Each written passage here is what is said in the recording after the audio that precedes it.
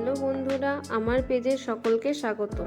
আজকের রেসিপি অন্য স্বাদের বেগুন পোড়া।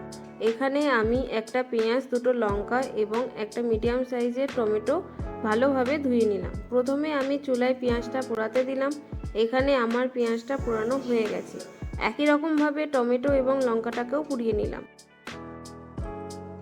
সব শেষে হাই ফ্লেমে উল্টে পাল্টে ভালোভাবে বেগুনটাকে পুড়িয়ে নিলাম। এবার দেখে নিলাম বেগুনটা ভালোভাবে সেদ্ধ হয়েছে কিনা। বেগুনের খোসাটা ছাড়িয়ে নিলাম।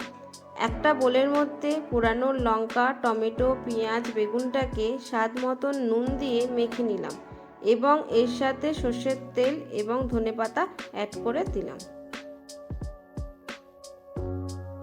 ব্যাস রেডি আজকের রেসিপি। অবশ্যই আপনারা বাড়িতে ট্রাই করবেন এবং কমেন্ট করতে ভুলবেন না। আমার ভিডিওটা ভালো লাগলে অবশ্যই লাইক, কমেন্ট, শেয়ার করবেন।